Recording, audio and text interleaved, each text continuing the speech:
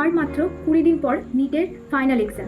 এই সময় দাঁড়িয়ে রিভিশন করব নাকি টেস্ট দেবো, ওয়ান শট দেখবো নাকি কোয়েশ্চেন প্র্যাকটিস করব।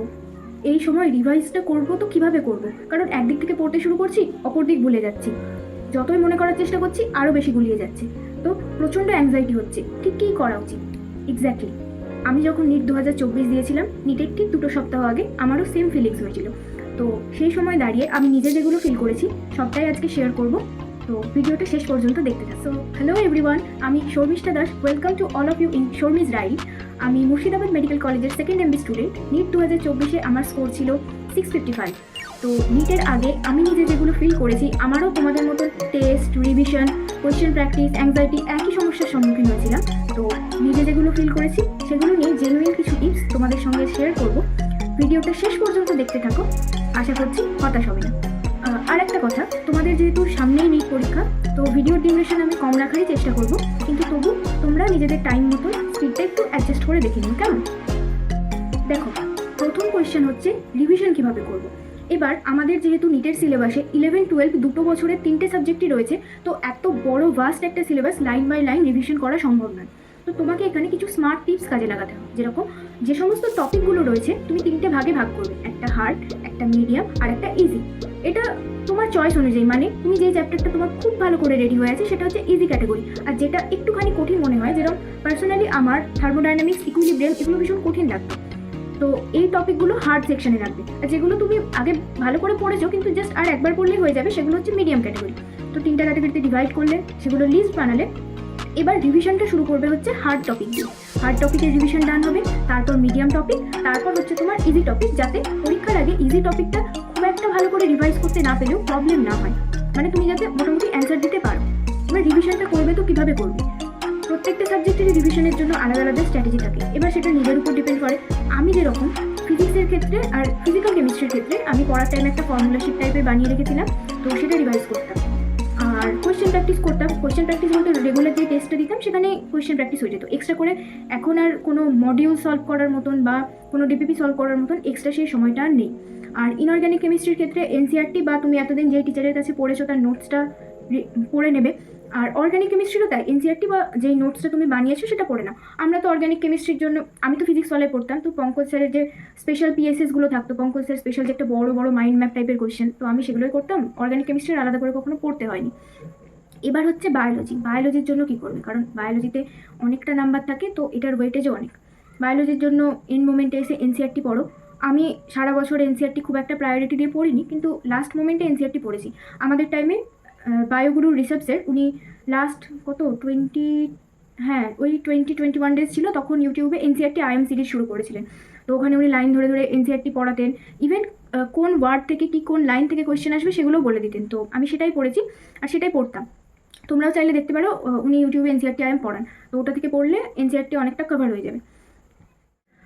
সেকেন্ড পয়েন্ট, যে এখন তো ইউটিউবে প্রচুর পরিমাণে ওয়ান শট হচ্ছে। দেখতে গেলে যে কোনো চ্যানেলে যাবে দেখবে এরা একটা করে ওয়ান শট নিচ্ছে। তো সেদিক থেকে দেখতে গেলে প্রত্যেক দিনই ওভারনাইট ওয়ান শট সিরিজ চলছে। তো সব সিরিজ তো একটা মানুষের পক্ষে কমপ্লিট করা সম্ভব নয়। সেটার জন্য কি করবে, আমাদের টাইমে ওয়ান শট চলতো, আমি সব কিছুর ওয়ান শট দেখিনি। তার কারণ সব কিছুর ওয়ান শট দেখলে আমার নিজের যেটা রেগুলার লাইফের শিডিউল, নিজের যে টেস্ট দেওয়ার বা রিভিশন করার শিডিউল, সেটা আমি মেনটেন করতে পারবো না। তো আমি শুধু সেই ওয়ান শটগুলোই দেখেছি যেগুলো আমার দরকার ছিল, বাকিগুলোর স্লাইড দেখে নিতাম। যেরকম আমি যদি বলি, আমি শুধু ফিজিক্সের এমআরসের যে দুটো ওয়ান শট নিতেন, একটা 11-এর মহারিভিশন আর একটা 12-এর মহারিভিশন, তো ওখান থেকে এই ফিজিক্সের ম্যাক্সিমাম কোয়েশ্চেন চলে আসতো, ওই জন্য আমি শুধু ওই দুটো ওয়ান শটই দেখেছিলাম। আর বাকি অর্গ্যানিক কেমিস্ট্রি বা বায়োলজি এগুলোর যে ওয়ান শট হতো সেগুলো শুধু পিপিটি স্লাইডটা দেখে নিতাম, কারণ 12 ঘন্টার ওয়ান শট দেখার টাইম থাকে না, আমাকে সারাদিনের টেস্টও দিতে হবে, অ্যানালিসিসও করতে হবে, আমার বাকি টপিক রিভিশনও করতে হবে। তো সেটার জন্য আমি ওভারনাইট ওয়ান শট কখনো দেখতাম না, আর লাইভ ওয়ান শটও দেখতাম না, কারণ আমি নিজের মতন স্পিড অ্যাডজাস্ট করে ওয়ান শটের লেকচার দেখতাম আর বাকিটা স্লাইড থেকে করে নিতাম। তো সব ওয়ান শট দেখার চেষ্টা করো না, সবটা সম্ভব না, কিছু কিছু জিনিস ছাড়তেও জানতে হবে। তো আমাদের থার্ড টপিক হচ্ছে টেস্ট। কোন টেস্ট দেবো, কিভাবে দেবো, রেগুলার দেবো না একদিন অন্তর অন্তর দেবো। তো দেখো, এটা যেহেতু আমরা প্রায় এন্ড মোমেন্টে চলে এসেছি, আর মোটামুটি 14-15 দিন বাকি, তো আমাদের এখন রেগুলার টেস্ট দেওয়া উচিত। আর টেস্টের টাইমিংটা যেন অরিজিনাল নিটের টাইমিং অনুযায়ী হয়, 2টো থেকে 5টা। কারণ আমাদের বডির বায়োলজিক্যাল ক্লকটাকে আমাদের নিজেদেরকে বোঝাতে হবে যে আমার এই দিন 2টো থেকে 5টা অবধি পরীক্ষা আছে, তো আমার ব্রেনটা যাতে ওই সময় সেই লেভেলেরই অ্যাক্টিভ থাকে।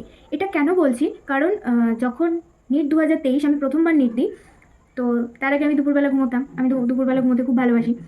একদিনও 2 থেকে 5টা টেস্ট দিইনি, সোজা পরীক্ষার হলে গিয়ে টেস্ট দিতে গিয়ে আমার প্রচণ্ড ঘুম পাচ্ছিল আর মাথা ব্যথাও করছিল, আমার ভালো লাগছিল না পরীক্ষা দিতে। তো ওই জন্য সিলেকশনও হয়নি। আমি চাই না এরকমটা আর কারোর সাথে হোক। তো তোমরা 2 থেকে 5টা অবধি, এখন যে বাকি 14-15 যে কটা দিন বাকি আছে, 2 থেকে 5টা অবধি টেস্ট দেওয়ার প্র্যাকটিস করবে। আর টেস্ট দেওয়ার জন্য আমি 2-3টে ইম্পর্টেন্ট টিপস বলবো। যারা অনলাইনে কোচিং নিচ্ছ বা অনলাইনে টেস্ট দিচ্ছ, লাইক বাটন ক্লিক করে অ্যান্সার দিচ্ছ, তারা প্লিজ এখন অফলাইনে পেন পেপার মোডে সুইচ করো, তারা ওয়েমার ফিলিংয়ের প্র্যাকটিস করো। কারণ আমার একটা বন্ধু ছিল যে ওই ওয়েমার ফিলিংয়ের টাইমটা অ্যাডজাস্ট করতে পারেনি, এবং ওই জন্য নিটে সবকটা কোয়েশ্চেন সলভ করার পরেও বেচারা যখন ওয়েমার ফিল করতে গেছে, অর্ধেকের বেশি কোয়েশ্চেন ফিল করতে পারেনি, সে টাইমটা ম্যানেজ করতে পারেনি। তো এরকম কেউ করো না। আর টেস্ট দেওয়ার জন্য একটা ইম্পর্টেন্ট জিনিস হচ্ছে যে যেই কোয়েশ্চেনটা তোমরা স্কিপ করছো, মেক শিওর সেই কোয়েশ্চেনটাতে যাতে বেশি টাইম ওয়েস্ট না হয়। কারণ তুমি ভাবো না যে তুমি একটা কোয়েশ্চেন স্কিপ করছো, সেটাতে 2 মিনিট নষ্ট করার কোনো মানে হয় না।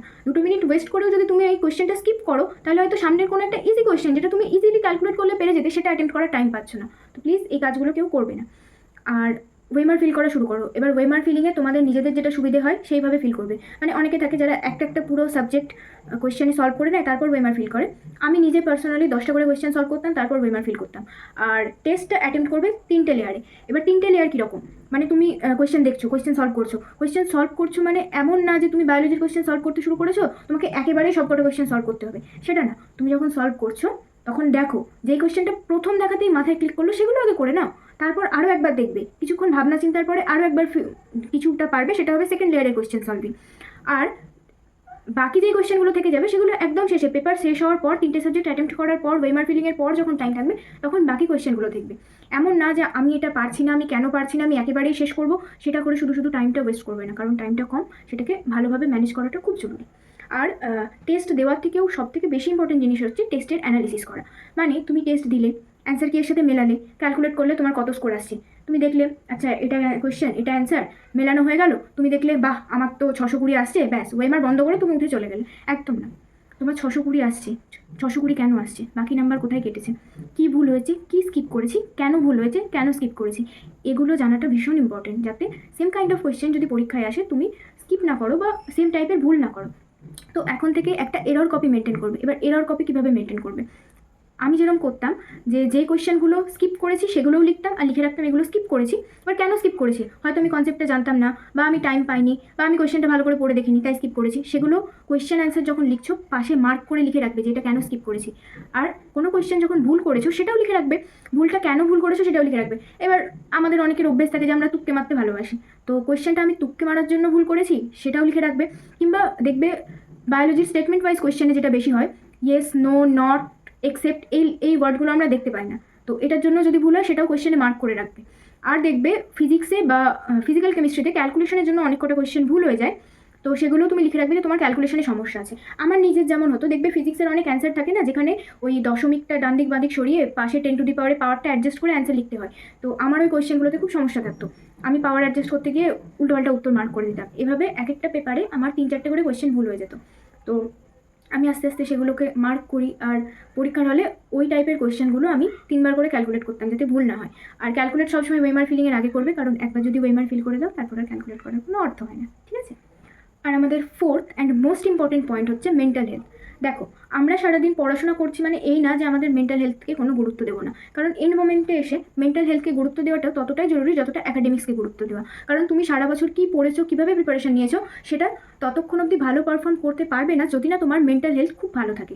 তো এই সময় আমি বুঝতে পারছি তোমাদের সিম্প্যাথেটিক সিস্টেম ওভার অ্যাক্টিভেট হয়ে আছে, অ্যাড্রিনালিন রাশ হচ্ছে, ভয় লাগাটা স্বাভাবিক। দেখো, যারা প্রিপারেশন নিয়েছে, যারা সত্যি সত্যি চায় যে নিট ক্র্যাক করি, তাদের ভয় লাগবেই, এটা নর্মাল। কিন্তু আমি বলবো যে তার মধ্যেও নিজেকে শান্ত রাখার চেষ্টা করো। এবার কীভাবে করবে, আমি নিজে দুটো কাজ করতাম। প্রথম হচ্ছে 2 থেকে 5টা অবধি টেস্ট দেওয়ার পর 5টা 15-র মধ্যে স্কোরটা দেখে নিতাম কোনটা ঠিক কোনটা ভুল। তারপর 30 মিনিট মানে 5টা 15 থেকে 5টা 45 অবধি আমি খেলাধুলা করতাম, বাড়ির ছাদে ব্যাডমিন্টন খেলতাম। তোমরা চাইলে কোনো ফ্রি হ্যান্ড এক্সারসাইজ করতে পারো, বা হয়তো একটু সামনের মাঠ থেকে হেঁটে এলে অ্যাটলিস্ট 30 মিনিটের জন্য নিজেকে ব্রেক দাও।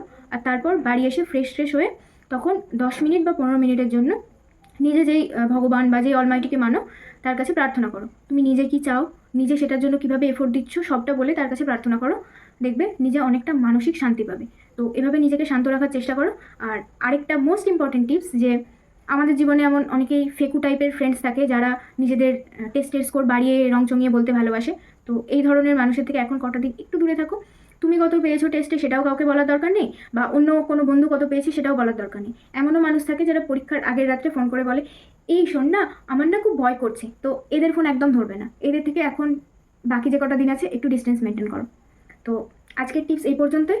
ভয় হচ্ছে, ভয় হওয়া স্বাভাবিক, কিন্তু পড়তে থাকো, এত চিন্তা করো না। জানবে মেডিকেল কলেজ তোমাদের জন্য ওয়েট করছে। চিন্তা নেই, সবটা ভালো হবে। All the very best.